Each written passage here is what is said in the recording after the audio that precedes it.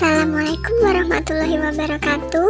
Nama saya Maya Nita Sari, NPM 17041000222. Pada kesempatan ini, saya akan menjelaskan tentang studi kelayakan bisnis. Apa itu studi kelayakan bisnis? Studi kelayakan bisnis adalah suatu kegiatan yang dilakukan untuk menentukan apakah suatu bisnis layak dijalankan atau tidak. Selanjutnya, apa saja aspek-aspek studi kelayakan bisnis? Yang pertama, aspek hukum atau legalitas. Hal ini menyangkut pada semua hal yang berhubungan dengan legalitas atau ketentuan hukum dalam mendirikan perusahaan. Dalam aspek hukum, poin-poin yang dianalisis yakni izin alokasi, surat tanda daftar perusahaan, NPWP, akta pendirian perusahaan dari notaris, surat izin usaha perdagangan, dan lain-lain.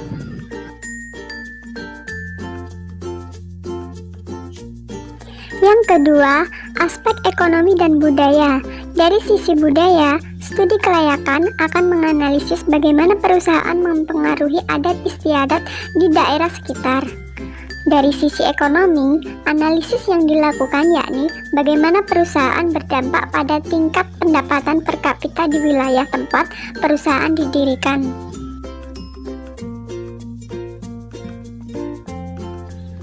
Yang ketiga, aspek pasar dan pemasaran.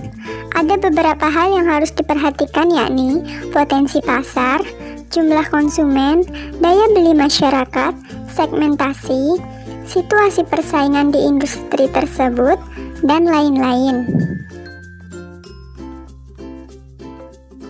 Yang keempat, aspek manajemen.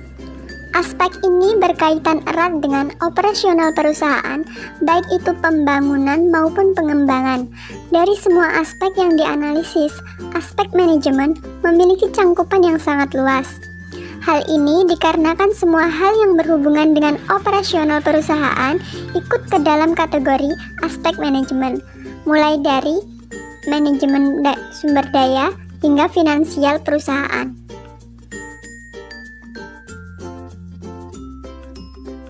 Yang kelima, aspek keuangan. Bagi sebagian bisnis, modal adalah hal utama yang harus dimiliki sebelum membangun sebuah bisnis.